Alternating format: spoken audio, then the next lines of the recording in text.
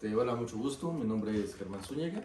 En este caso voy a realizar la entrevista a Berta Elizabeth Cruz Castillo. profesión, Soy abogada abogada, ¿en qué rama en este caso? en Derecho Penal. Derecho penal. Algo sobresaliente sobre tipo de licenciatura, maestría, doctorado Sí, soy doctora en Derecho. en Derecho penal. Sí, en juicios orales. En juicios orales. Ok, ¿cuánto tiempo llevas ejerciendo tu profesión? Aproximadamente 35 años. 35 años como abogada, más o menos. Bueno, estuve en distintos lugares. MP, Sí, primero como auxiliar en un juzgado penal del Fuero Común, como agente del Ministerio Público en el Fuero Común, como abogada litigante en materia penal, desde luego, y 24 años como defensora pública federal. Ok, con bastante tiempo y experiencia, por lo que yo veo. Aproximadamente cuántos casos has tenido? Bueno, si hablamos de la Defensoría Pública, en donde estoy desde hace 24 años, aproximadamente 4,000 casos. Ok, 4,000 casos. Aprox, tal vez más. Posiblemente, es que, bueno, fluctúan dependiendo del año, entre 160, 200 o más casos por año. Ok, ¿en qué lugares de la República te ha tocado estar? Pues he estado en la Ciudad de México, también en San Luis Potosí, en Guanajuato, en León, en Pachuca desde luego, y ahora en Querétaro desde hace muchos años. ¿Estudiaste en el extranjero algún ámbito sobre tu profesión?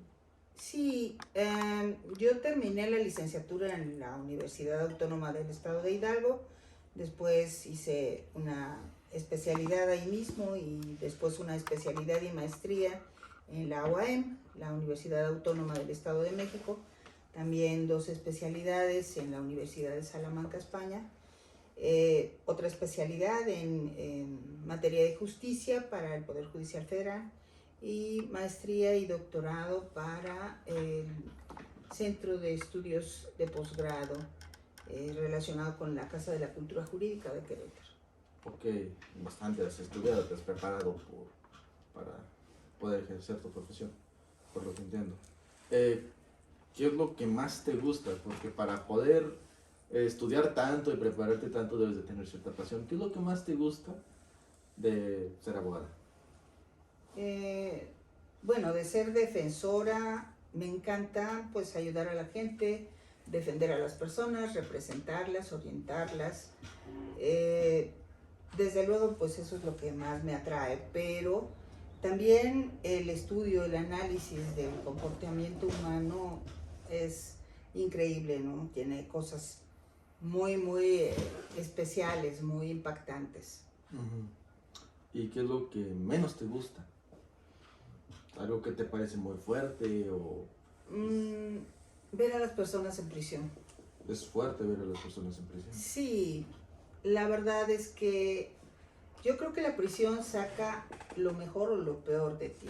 He visto a personas llegar a prisión y volverse resilientes, mostrar lo mejor de ellas mismas, mostrar fortaleza, salir adelante, estudiar, trabajar, aprender un oficio, pero también he visto a otras desintegrarse en prisión, disgregarse. O sea, o mejoras o empeoras.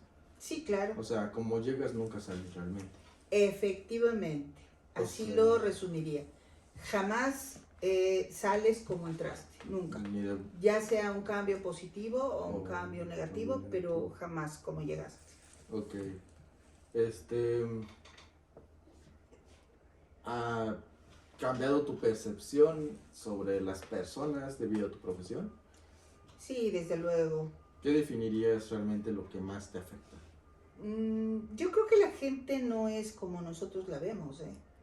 Tú puedes ver a una persona bien vestida, trabajando, obrando educadamente o en forma quizá muy, pues no sé cómo podría llamarlo, sí, educadamente, ¿no? Okay.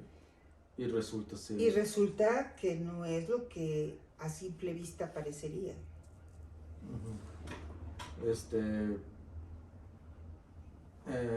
En lo personal, ¿te has sentido, o sea, te ha afectado, un ejemplo, te han tocado múltiples casos y te han terminado dañando en el sentido de, tienes familia obviamente, ¿cómo te sientes en ese sentido? De dices, ¿qué tan lejos estaría mi familia de estos casos? ¿Sientes esa clase de paranoia a veces? Sí, definitivamente. Definitivamente. Definitivo. Hace tiempo vi muchos casos cuando yo trabajaba en la Procuraduría.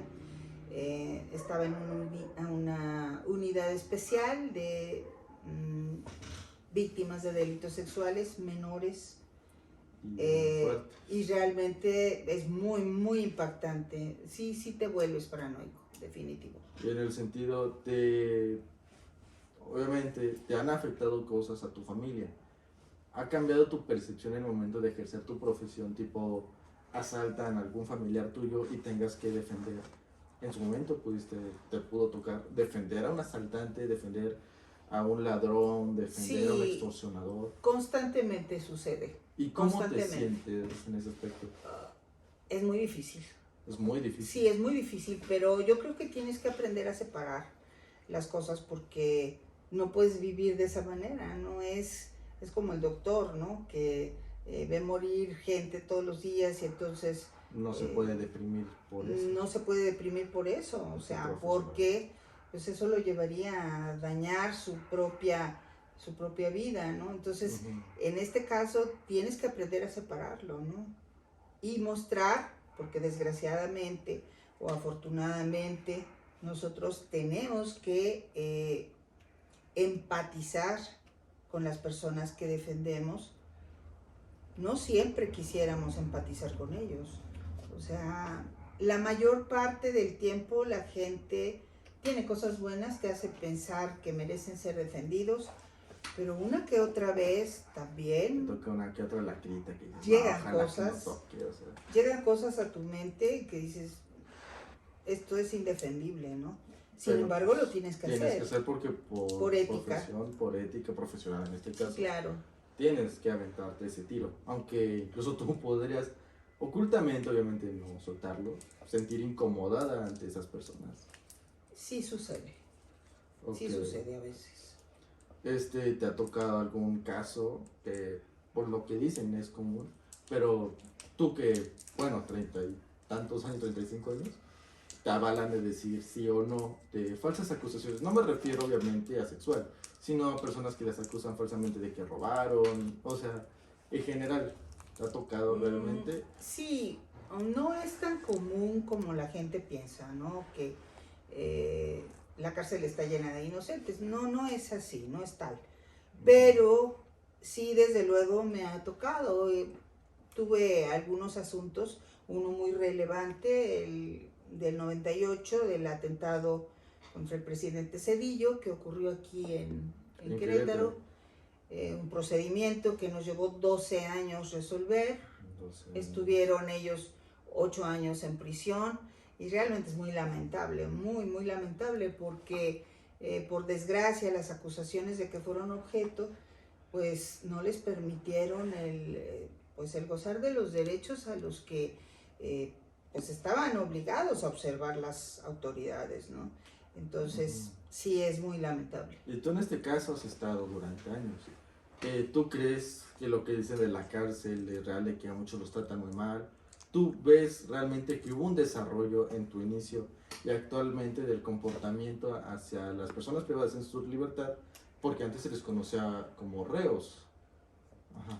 Exactamente. Mira, has dado en un punto importante. Ajá. Anteriormente, hasta hace unos cuantos años, las personas eran llamadas reos, las personas privadas de su libertad, sentenciadas, condenadas por un delito.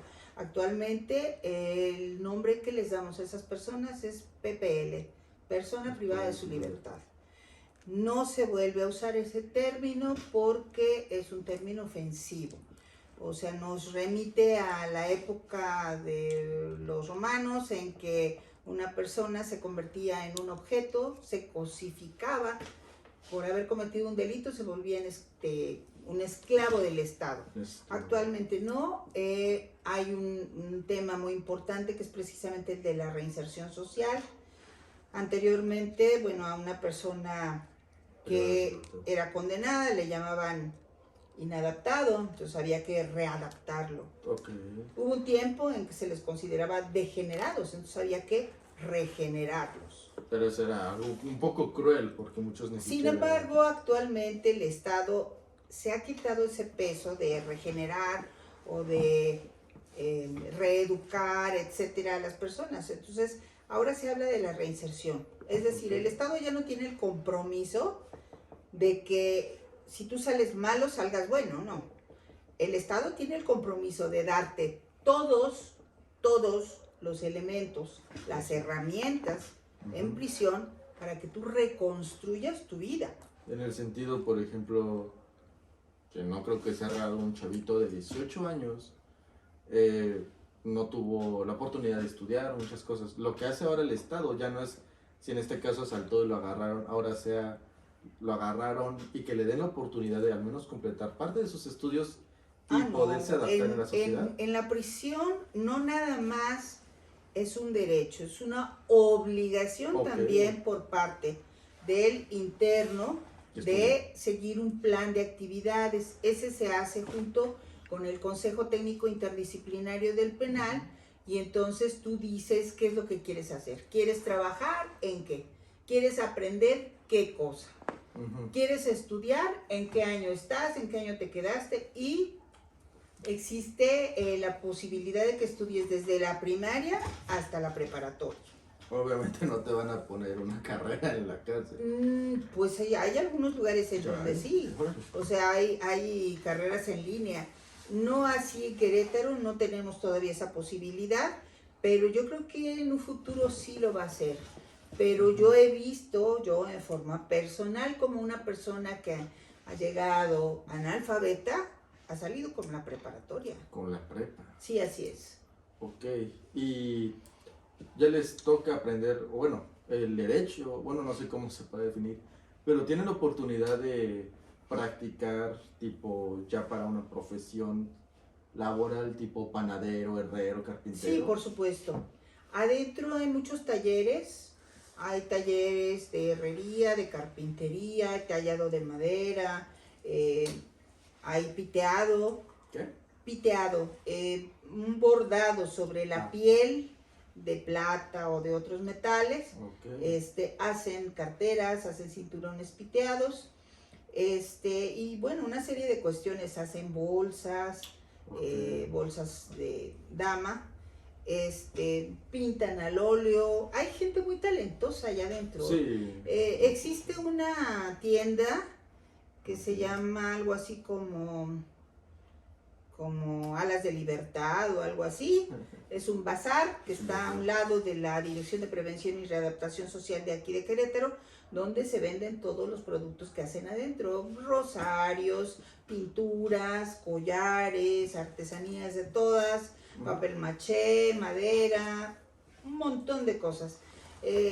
Muy bueno ir, comprar, porque ayudan a que una persona en prisión tenga para sus cosas, sus necesidades básicas en el interior del penal. Ok, entonces el Estado ha logrado cambiar su percepción a las personas privadas de su libertad y ya no buscan, por lo que tú me explicas, el hacerlos de buenos a malos, sino de, digamos, llegaste aparentemente malo y te damos la oportunidad de poder reingresar a la sociedad y ya no tener que ser malo.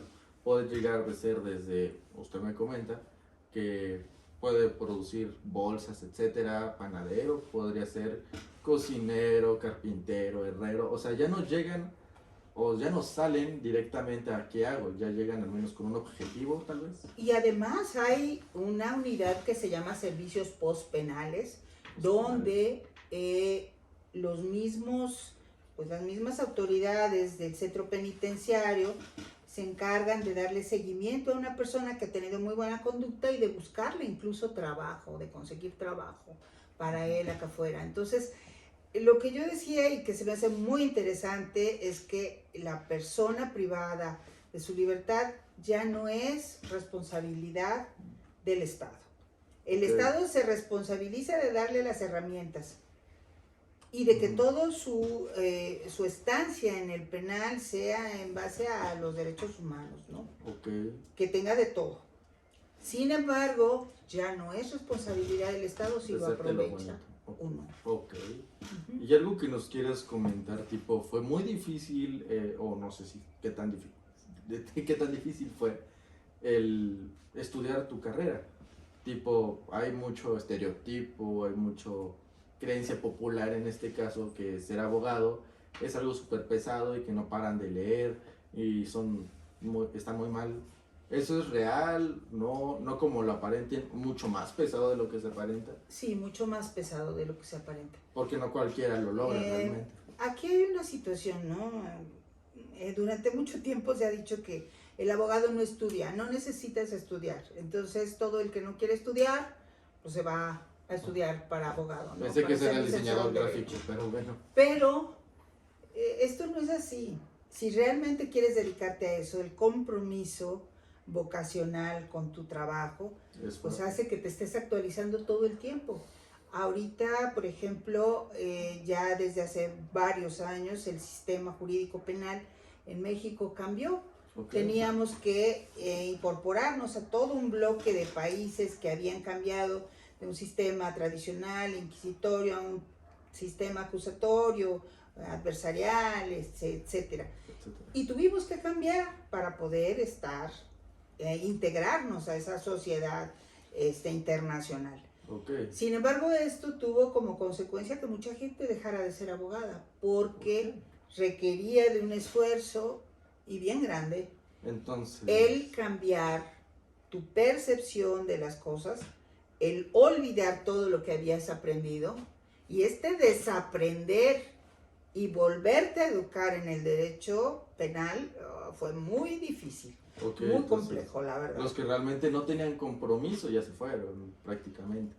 Sí, pero la gente que nos quedamos, deshacernos de estas ideas del sistema tradicional y abrazar el nuevo sistema ha sido muy complicado, comprometido, desde luego también muy gratificante, muy gratificante. Entonces, ¿cuáles serían tus recomendaciones directamente si fueras a conocer a una persona que quiere iniciar en la carrera? ¿Qué es lo que le dirías principalmente?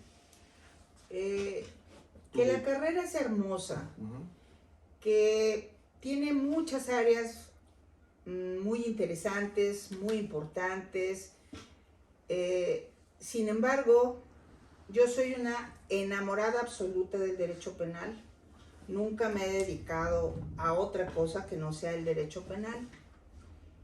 Y la verdad es que me encanta. O sea, yo le diría a una persona que se interesa por el derecho penal que no es para todos. No es para todos. No es para todos, definitivamente.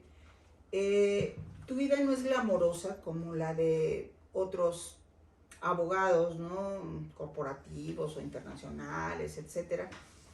No es glamorosa porque pasas la mayor parte de tu tiempo en las salas de audiencias, en los separos, entonces prácticamente en las prisiones.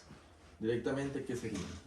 O sea, debes de tener, o sea, tú directamente dirías, tienes que tenerle mucha paciencia, o ¿qué es lo que directamente les dirías? Tienes que pensar que vas a renunciar a gran parte de tu vida privada, porque el trabajo que desarrollamos se desarrolla en sábados, en domingos, en días festivos, en Navidad, el Día de la Mamá. Sí, porque el crimen no descansa. Porque así es, y generalmente en la noche es cuando las cosas se ponen peor, ¿no? Porque en general la gente delinque cuando pues puede hacerlo subrepticiamente en la noche o cuando no hay nadie, ¿no? Entonces, generalmente los detenidos y todo lo que tienes que hacer es en las noches, en las guardias. Además de renunciar algo a esta vida, privada, pues también tienes que humanizarte, entender que la gente que comete delitos es igual a ti. Simplemente sus motivaciones, sus circunstancias los orillaron a ciertas cuestiones, ¿no? Que también debes tener fortaleza. Porque obviamente vas a ver cosas muy fuertes. Vas a ver cosas difíciles, fuertes. No puedes pasártela llorando, aunque veas víctimas, aunque veas personas privadas de su libertad, etcétera. Otra cuestión también importante sería tus ganas de aprender, porque en el derecho penal no es nada más leer un código y aprendértelo. Nosotros manejamos una serie de leyes diferentes, todas las leyes federales, porque en todas existen delitos y sanciones. Además de todas las leyes federales, una serie de documentos, de organización de muchos lugares, y también todo lo que son las ciencias penales. Sí, sí. ¿Existen ciencias penales? Sí, tienes que aprender medicina legal, tienes que aprender química legal, tienes que aprender psicología forense, todos los que se psiquiatría forense. De eso, forense. entonces les tocó. Hay una serie de cuestiones importantes y además imprescindibles en el derecho penal, porque como todo tiene su sustento en las pruebas. Estas pruebas, pues, en sí son realizadas en su mayoría por expertos. Bueno. Y debemos conocer estas experticias, ¿no? Bueno, muchísimas gracias, doctora Berta Elizabeth. Gracias por habernos compartido estos datos, estas aclaraciones sobre su carrera. Muchísimas gracias y con permiso. Gracias.